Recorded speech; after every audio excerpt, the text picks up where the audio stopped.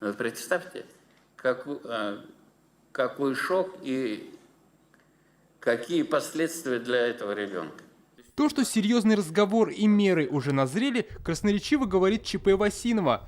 Там свора собак напал на 11-летнего школьника. Ребенка в тяжелом состоянии доставили в ДРКБ. Мальчику сделали сложную операцию. Сейчас он в реанимации. Был доставлен ребенок в тяжелом состоянии с множественными укушенными ранами практически всей поверхности тела. Операция продолжалась около 3 часов.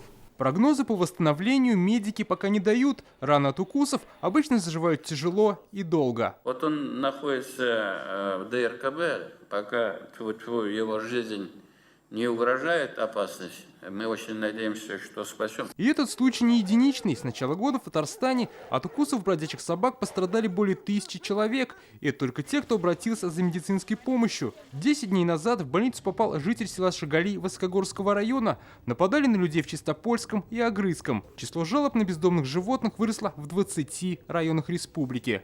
Вопросы в сфере обращения с животными полностью находится в зоне ответственности муниципальных районов и городов. Мы должны быть человеческим лицом относительно животным, но кто-то же порождает безнадзорных животных. Главам городов и районов необходимо усилить контроль за количеством и поведением животных без владельца на территории муниципального образования. Наведите порядок.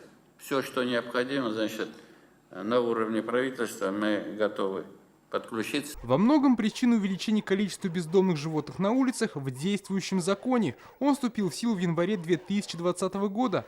По нему животных запретили усыплять, можно привить, стерилизовать и отпустить на волю.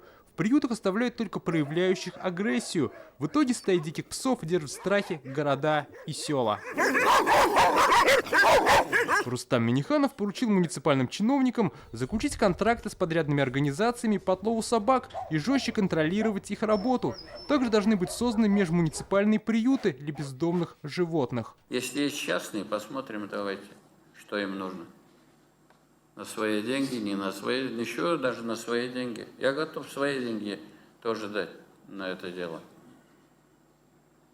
Чтобы такого позора не было, чтобы вот таких вещей не было.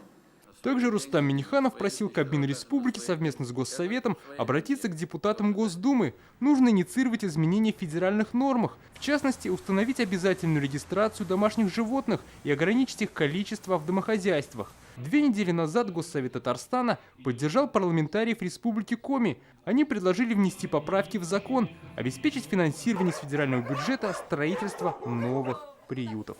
Дмитрий Аринин, Марат Хусаинов, ТНВ, Казань. Закажи рекламу на ТНВ. Телефон в Казани 5 705 100.